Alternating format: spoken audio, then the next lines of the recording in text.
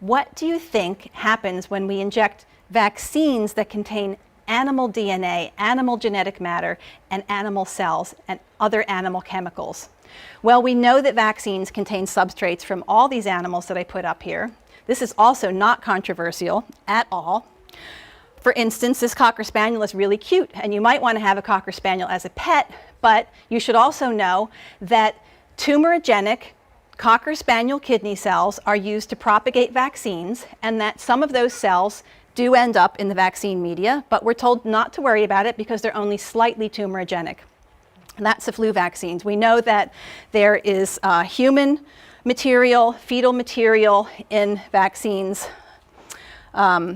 They're also used, lung fibroblasts are used to propagate. Now think about it, if you need to propagate vats and vats of vaccine in order to make it for the entire world, you need to have cells that divide really rapidly so that you can grow viruses on or that you can have bacteria growing on. So that's why we need these cells in order to make the vaccines. Okay, they don't just make themselves.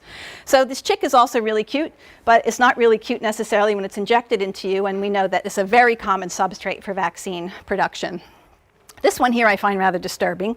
That is a caterpillar, and that is used for the Cervarix human papillomavirus vaccine, is used, propagated through genetic engineering with that caterpillar cell. And these monkeys, again, this has been part and parcel of vaccine production since the earliest times, because these monkey cells, they divide really rapidly and they grow viruses. The polio vaccines are made on them. We still have vaccines made on them today.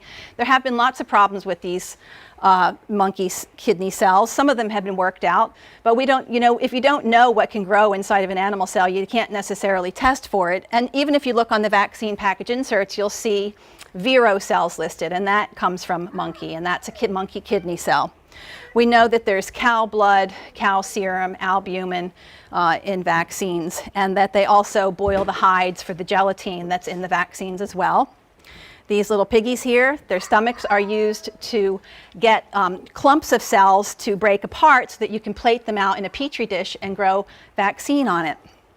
This was a problem. Just a few years ago, we heard about the rotavirus vaccine growing a porcine circovirus, but we were told not to worry about it because people that eat pork end up with it. So apparently it's okay to give that to your babies too. There's actually not been very much research of any that I'm aware of as far as any long-term effects of infants consuming porcine circovirus. So how do these things affect your DNA? Your child's DNA function? Well, we don't know because no one's bothered to look at the issue. But consider this. Children received 10 vaccinations in the 1980s before the age of 5. And today, they get 36 vaccines, beginning often in utero or on the first day of life, like we do in the United States. Human brains and human immune systems have definitely changed for the worse, and vaccines can be playing a part. Epigeneticists and vaccinologists say, well, vaccines can train the immune system through epigenetic reprogramming, and they want us to look on the bright side. They always want to paint a picture of how the immune system is going to be improved because of this. But that's not what we see, and that's not what much of the medical literature states.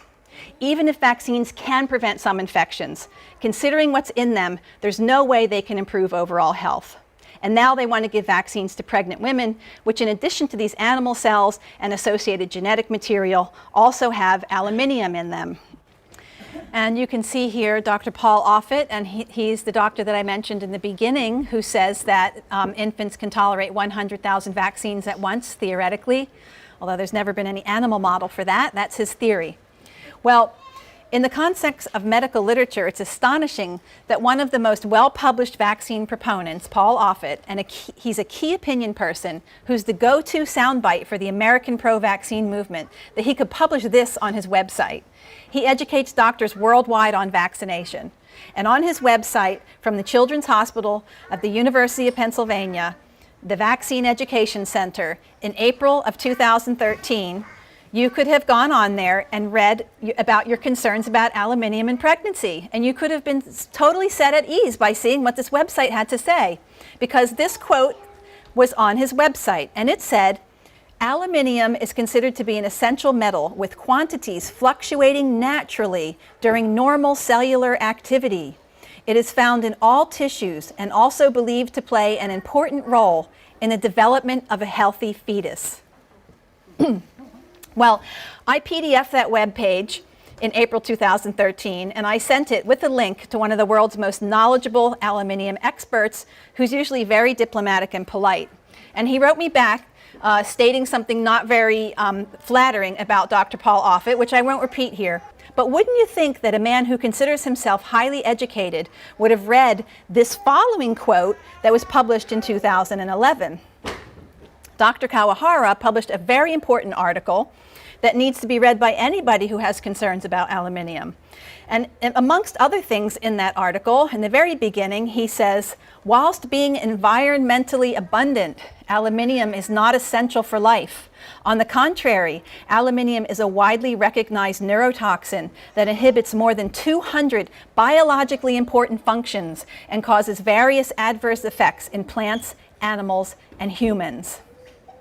He goes into great detail about this. All the other aluminium researchers I know have no time for Dr. Paul Offit's comments. We need to look at vaccines and pregnancy more closely, starting with aluminium, to see what it really does do in the body. Dr. Kawahara's article is very important because it supports, with 176 medical references, the fact that aluminium is a death factor for cells. He reviews the most state-of-the-art techniques that have brought aluminium back to the forefront of Alzheimer's research and tells why and how the old research that said it wasn't related to Alzheimer's is flawed. This picture denotes some of the problems that he has documented and found himself with the action of aluminium in the body. Now remember that aluminium is a small radius, very highly positively charged element. So it's going to be attracted to negative charges in the body. Because of that, it's able to travel to places where it really should never go. One of those places is into the brain, and we now know that it does cross the blood-brain barrier. It crosses in cells called macrophages, and there are special transport systems that shuttle it through. We also know that aluminium binds to phosphate in DNA and RNA in the nucleus. Remember all that epigenetic stuff? Well, guess what? When that binds to phosphates in the nucleus, it influences many genes and regulates in abnormal ways gene function. We also know that it binds to ATP. That stands for adenosine triphosphate, which you may have heard of as it's the most important energy molecule in your body. And that's what's used to give, for me to move my muscle right now or for you to run up a hill. That's what you need. Well, aluminium binds to that and influences energy metabolism. And we know that people with aluminium excess end up with very low energy. This also here is an enzyme, and that's calcium or magnesium. And you should know that enzymes are dependent upon certain elements. And in order for them to function properly and have the right conformation, they need these elements.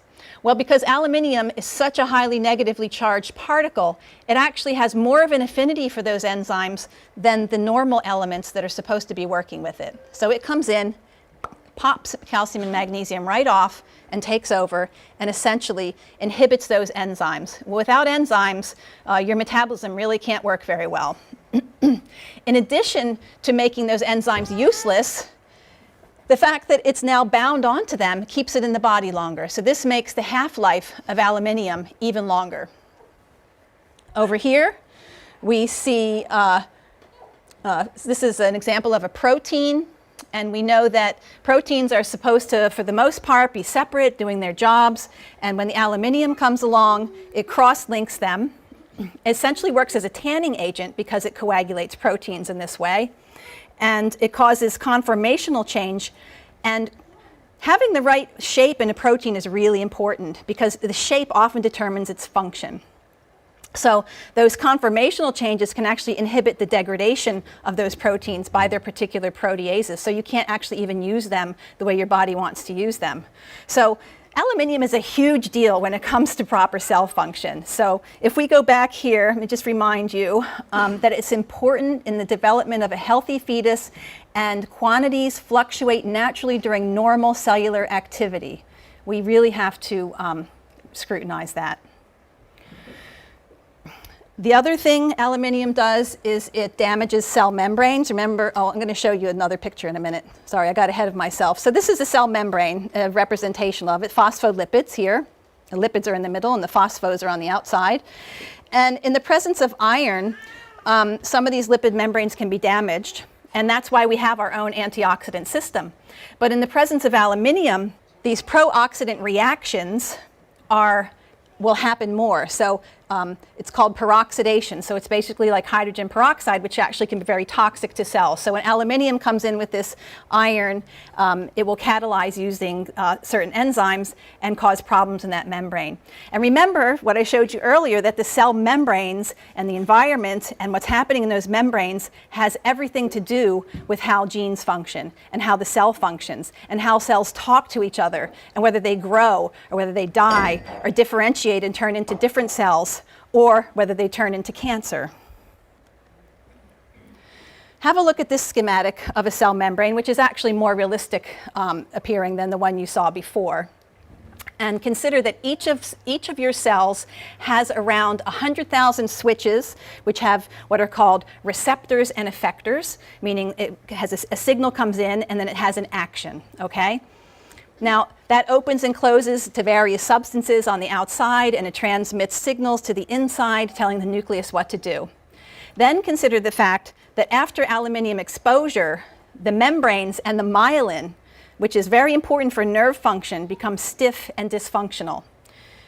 Dr. Verstraeten wrote 2 articles that are really important that detailed in his experimental models showing how the membranes changed in the face of aluminium.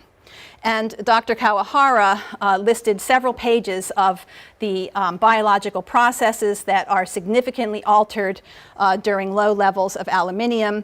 And he talked about 3 of them with medical references and how they change the lipid and phospholipids in the body, how they change the physical properties of this membrane, and how they change this membrane fluidity. I think of this as like the kind of car wash that you can go through that has the flaps that go down. And so your proteins are needing to move through this like it's fluid. It's almost like it's a matrix that these proteins can pop up and they can come back down and they can migrate. And it's very important that they're able to move around the way they're supposed to and that this area stays functional. So when you toss aluminium into that, everything changes. The signals that are coming through are altered. Now this slide looks like a handful, but I'm going to explain everything in it to you.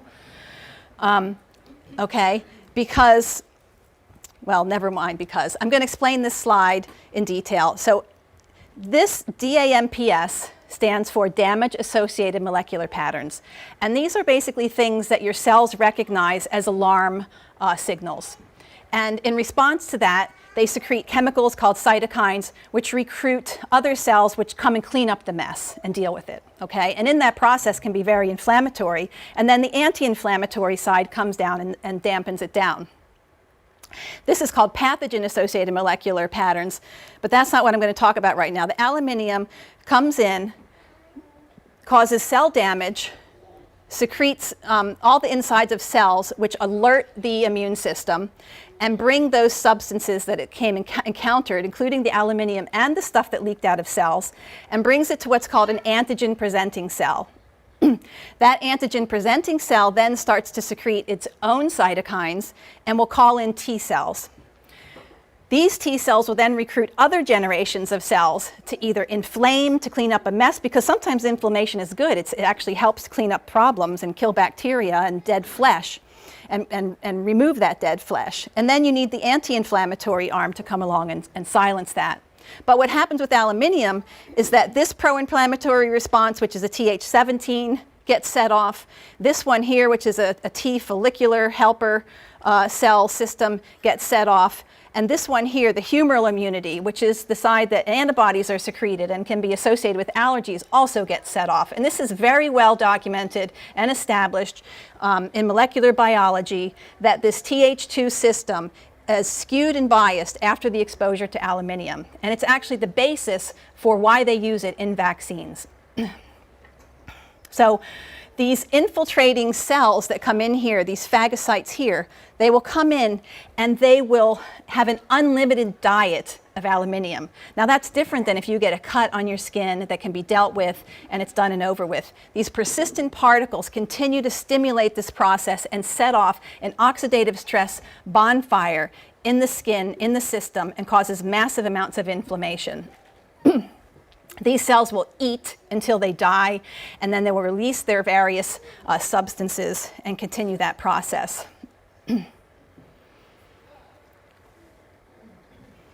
This is just a better schematic of what happens in the cell. So this is the aluminium adjuvant. That's what it's called, adjuvant, meaning that it helps the vaccine have its inflammatory response. We have cell damage because where that needle goes makes all the difference, and whether there's a needle or not makes all the difference when it comes to aluminium. I'm just going to step aside and just explain this top part for a minute, because the other thing that we hear on websites like Dr. Paul Offit's is that we shouldn't be worried about aluminium because it's a very abundant metal in the Earth's crust, and we're eating it and drinking it all the time, and it's in our baked goods, and we shouldn't be worried about it. Well, when you eat aluminium, you absorb somewhere between 0.2% and 1.5% of it, okay? When you inject aluminium, you absorb 100% of it. Now, you can inject it in two ways. You can put it directly into a blood vessel, which is how the one study that they used for injection did it, put it right into intravenously. Well, you don't get this happening when you put that into a blood vessel. You don't have that kind of cell damage and all this inflammatory response when you put it into a blood vessel. The trick is to inject it into a muscle, and that's why vaccines are delivered into muscles, because the goal for a vaccine, an injected intramuscular vaccine, is to put this adjuvant in there with a particle of either a virus or bacteria and set off an immune reaction that hopefully your cells will remember when they're encountered with that same microbe in the future. So remember that intramuscular is key to causing the damage that I'm talking about here. Now, drinking it is still not a good idea, but you need a lot more of it to become toxic as long as you have normal kidney function. Okay, so this adjuvant is injected, you get the cell damage, and what happens when you get cell damage is that the cells usually will just break open. The membranes will open and their contents will spill out. Well, it turns out that some of the contents inside of cells are designed to be inflammatory. It's almost like an acid in there because you want it to be there if you want it to take in a microbe and dissolve it. But what you don't want to happen is for those cells to then break open and cause more inflammation in the body. And that can happen sometimes, which is why we need all those antioxidants in our diet and in our bodies.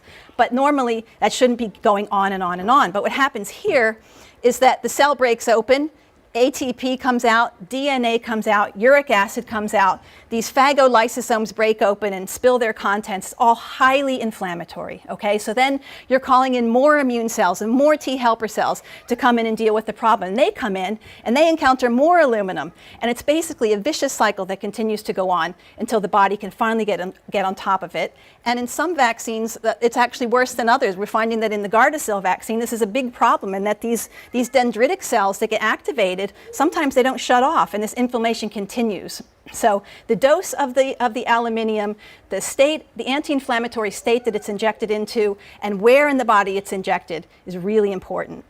Needle into muscle is what's key. So if anyone wants to argue with you about aluminium, ask them about the different routes of how it can come into the body. Well, it's presumed that aluminium is safe because it's been used in food and vaccines for 70 years. Not because it's been tested against placebo and people followed out for long term, but just because it's been done for so long. Because of that, it continues to be added to the vaccine schedule with callous disregard for the many mechanisms of cell injury and the vast medical literature on its toxicity when it's injected especially.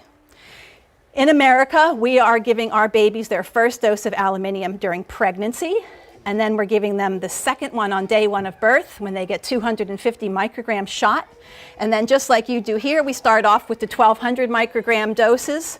That boy that I was presenting today, he got 8 different antigens on one day, 3 times in a row. That was a huge aluminium load that he got.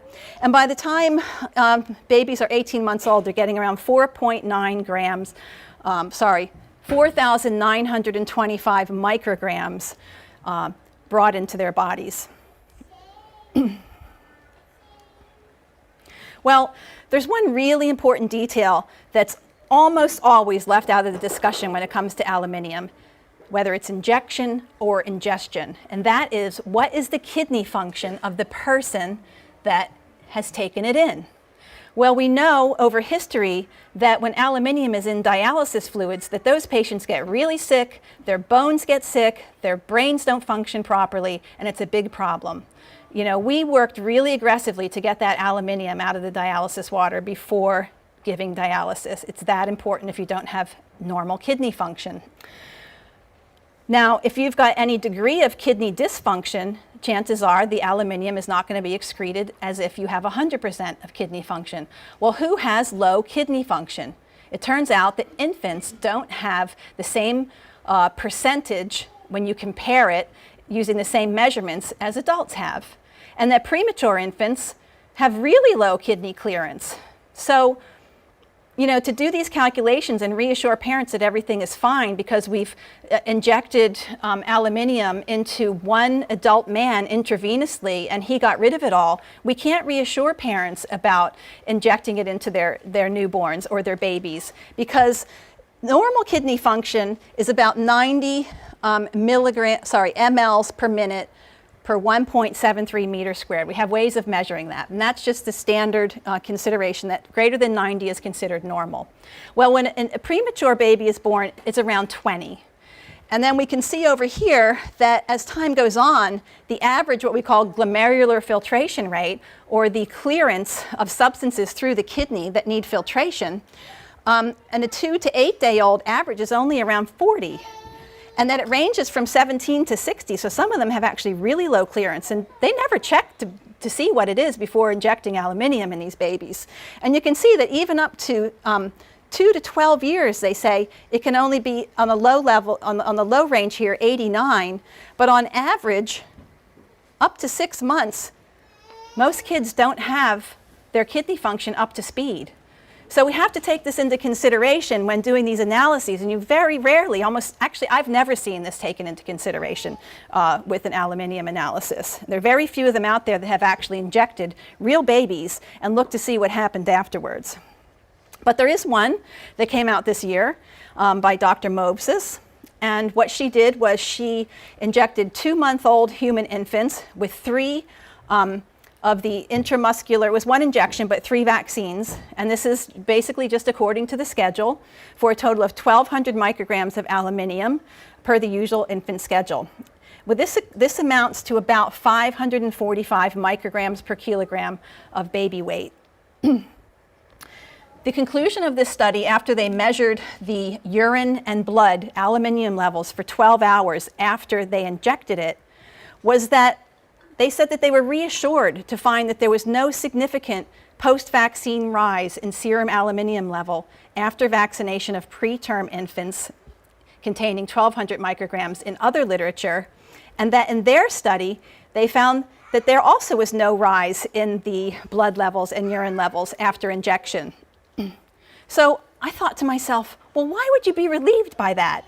You've injected aluminium, and you see that it doesn't rise in the blood, and it doesn't rise in the urine. Well, where did it go? And so I wrote to this doctor, and I asked her, and I said, are you aware that the kidney function of these babies is actually really low? And so I'm not surprised to not see a lot of aluminium in the urine. And you didn't find it in the blood, so where else could it have gone? It could only go to organs and to bone.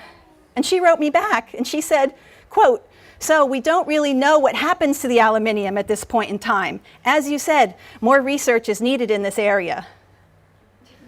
Okay?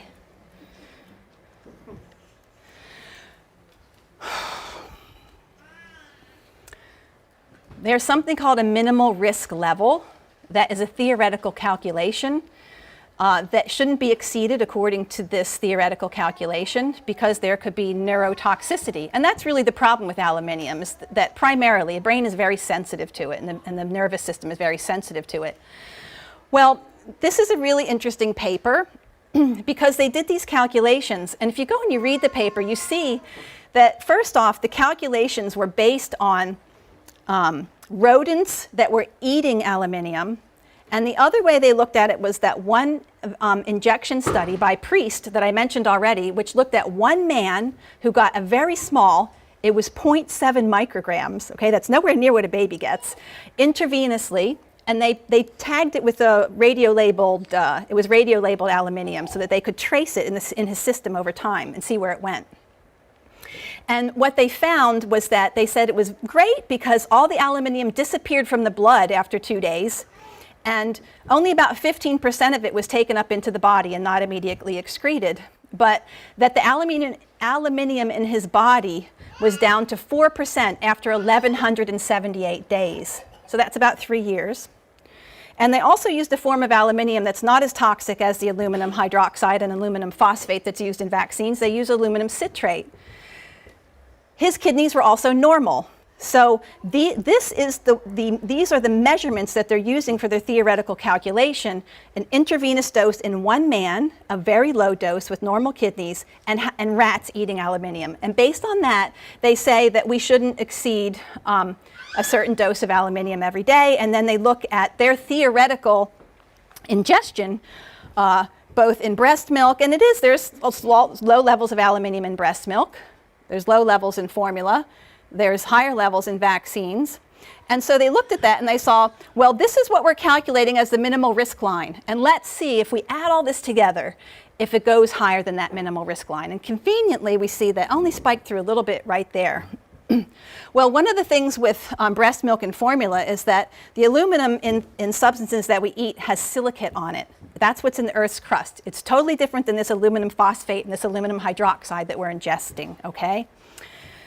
But the other problem with this analysis was that they only looked at hepatitis B and the DTP vaccine. They left out pneumococcal and Hib and hepatitis A, which was another 600 micrograms of aluminium. So even though they found that there were spikes for about 3 days at a time that went through this minimum risk level, they were reassuring that it's probably okay to have these vaccines, and it's not really a big problem in the formula and breast milk because, look, it comes right back down and stays below that line. But what I'm telling you is that these babies don't have kidney function that's as high as that adult man or those rats that were tested, that we're injecting it in a form that they weren't using in those animal studies, and that they didn't look at the whole vaccine schedule. So this essentially is telling you that it can be toxic even with these small amounts of vaccines with this terrible analysis. Dr. Kahn and other scientists in 2013 looked at the transport of aluminium into the brain. And after noting that after they did this full analysis, they noted that translocation does happen after intramuscular injections. They specifically looked at intramuscular injections. And then they issued a recommendation about that at the end of their paper. And they said, aluminium has high neurotoxic potential, and planning administration of continuously escalating doses of this poorly biodegradable adjuvant in the population should be carefully evaluated by regulatory agencies, since the compound may be insidiously unsafe. It is likely that good tolerance to aluminium may be challenged by a variety of factors, including over-immunization, blood-brain barrier immaturity, and individual susceptibility factors, and aging, that may be associated with subtle blood-brain barrier alterations and a progressive increase of these special transporters that I mentioned earlier called CCL2. They can be higher in some people, especially as we age, those transporters tend to go up. So the problem with aluminium is that the reason for its use and its efficacy and its toxicity are actually one and the same. The inflammation caused by intramuscular injection adds to the accumulation in lymph nodes, spleen, liver, brain, kidney. Kidney actually is highest, but then when they went and looked, they found that it's even higher deposition in the bone. So all those organs accumulate aluminium in all of us as we grow older. But if we're purposefully injecting it into a muscle and it doesn't have a way to get out very easily, this problem is even bigger. Well, in the 1980s, the amount of aluminium in your vaccine schedule was 1,120 micrograms for the whole schedule. And today, it's 6,150 micrograms. And the year that you did the men's EB vaccine, it was much higher than that, about 5,000 micrograms higher for those vaccines. Those started at 6 weeks of age. Kidney function was not up to 100% at that point. Well, there are more properties of aluminium, but I can't tell you all of them and all the 200 biological processes it inhibits, but there are a few more studies that are worth mentioning. There's one that showed that it damaged thymocyte and lymphocyte plasma membranes. So the thymus is really important in training the T cells what to react to and what not to react to. That was Dr. Kamalov, and he said it was at clinically relevant doses, meaning they were not giving megadoses to these animals. It also is known to enhance what's known as excitotoxicity in the brain, which I'll tell you more about that in a minute. These cells, microglia, are really important in the brain. You don't want them to be in a high inflammatory state, but aluminium activates them and inflames them. The literature is just abundant with articles and experiments that show that aluminium interferes with gene expression. It increases vascular endothelial adhesiveness, and Dr. Osterling stated point blank that aluminium is pro-inflammatory and it poses a cardiovascular disease risk. So for the rest of us that are adults and being recommended our aluminium-containing vaccines, we also need to think of this. The Cochrane Collaboration is a global independent network that tries to present evidence-based reviews. Dr. Thomas Jefferson came out with a surprising conclusion on the risk of adverse events after immunization with aluminium-containing DPT vaccines. He said that despite a lack of good quality evidence, we do not recommend that any further research on this topic is undertaken. Put the lid on it. Why? I thought, why on earth? And I kept reading, and the answer became obvious. Assessment of the safety of aluminium in vaccines is important because replacement of aluminium compounds in currently licensed vaccines would necessitate the introduction of a completely new compound that would have to be investigated before licensing. It would also have to be paid for through research and development for all the vaccine companies that would have to get new patents on their vaccines. No obvious candidates to replace aluminium are available. They've tried a few, it didn't go well. So withdrawal for safety reasons would severely affect the immunogenicity and protective effect of some currently licensed vaccines and threaten immunization programs worldwide. In other words, your individual safety is not of primary importance, and we don't need to be doing any research. Close the book. Well, pregnant women in America are recommended to get several aluminium-containing vaccines. All of these except influenza vaccine contains aluminium. And all of these vaccines cause massive inflammation. And during pregnancy, it's really important not to have massive inflammation.